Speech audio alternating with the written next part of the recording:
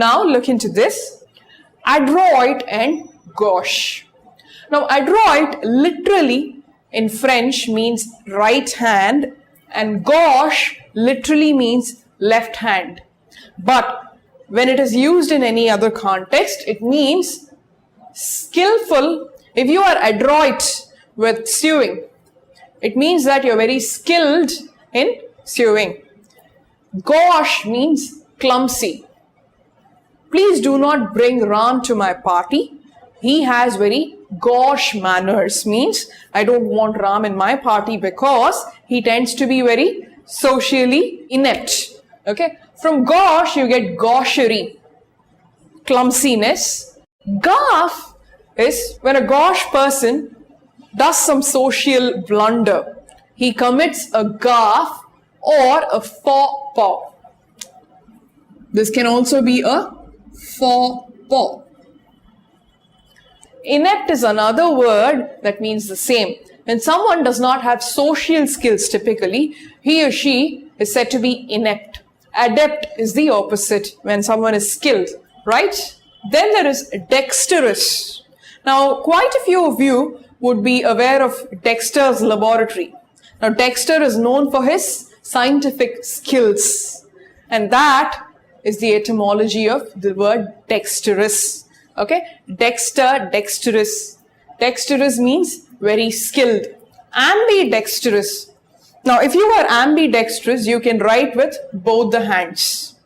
Typically, most of us are right-handed. Certain people are left-handed. But if you are ambidextrous, you can write with both the hands. Okay? Then, acumen. Acumen is the noun form of being very skilled. He has tremendous business acumen. Means, in business, he is very shrewd. Okay? Then, fiasco and fresco. Now, quite a few people get confused between fiasco and fresco. Now, fresco is of French origin and fiasco is of Italian origin. Now, first let's look at fresco. Fresco is something to do with art, an artistic piece that is created. Okay, so fiasco is when that artistic piece turns out to be a disaster. Now, it is of Italian origin, as I told you, and Venice in Italy is known for its glass work. Murano, a tiny island in Venice, is the birthplace of glass blowing. Okay, an artisan blows glass into a certain form, and if it does not turn out to be of a desirable shape, that is called a fiasco. It is a shapeless piece of blown glass. From that origin, fiasco today means a disaster. I planned a huge surprise party for my husband, but it turned into a huge fiasco when he did not show up for the party. Okay, so that's a fiasco. Adieu or au revoir. Adieu and au revoir mean goodbye. Adieu is when you leave for a longer journey and it says something like, may God be with you. Au revoir is more simple and more casual. Both of them are, of course, used much in English language. Okay. Then gourmet, gourmand, and glutton. All these words have to do with food, but there are differences. Let's look into them. A gourmet is very discerning. Meaning, he can distinguish good from bad. That's a discerning connoisseur. Connoisseur, typically used with food, art, wine, etc. A connoisseur means expert. He can be a wine connoisseur who is also called a sommelier. A sommelier can be a wine steward or someone who knows a lot about wine. Okay, a connoisseur can be a wine connoisseur, an art connoisseur. Maybe he knows his Picasso from Monet. Okay, so he or she is an art connoisseur. Okay, then there is gourmand who is very fond of eating, and then there is glutton who eats anything and everything in huge quantities. Now, if you ask a Miss Universe contestant about who her role model is? Yeah? The answer would be very obvious. Most contestants would say, my role model is Mother Teresa. Okay? Because it sounds very compassionate. Okay? So the contestant kind of lets the world know that she's very compassionate and all that. Okay? But the public is bored with such responses. They are stereotypical. Right?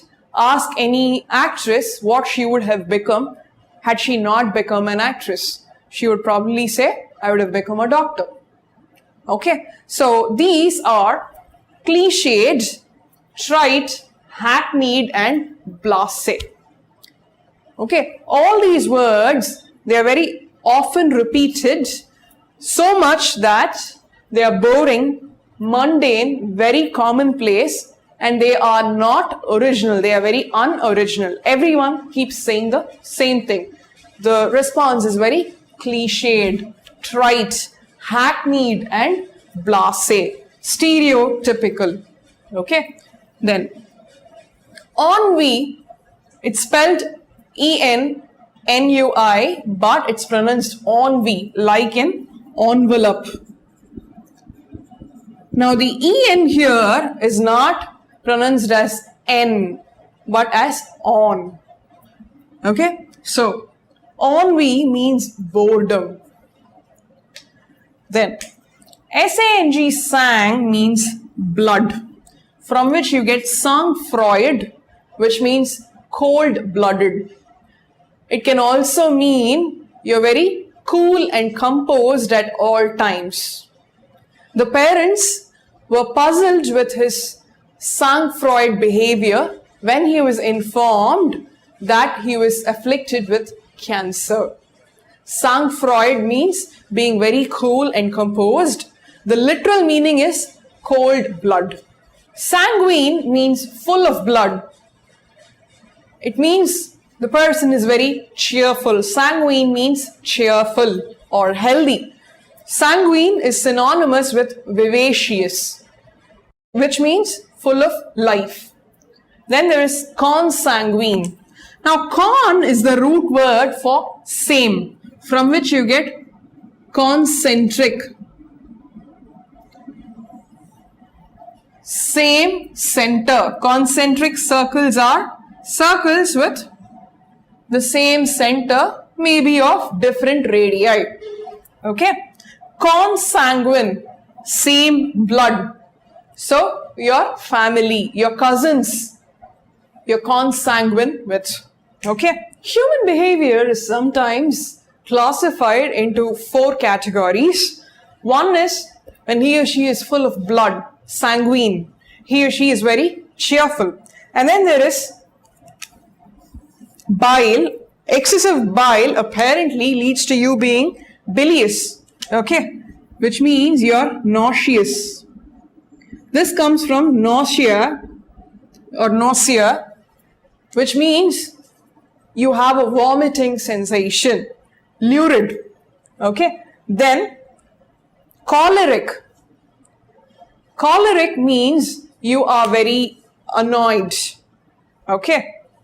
And then there is something else called phlegmatic.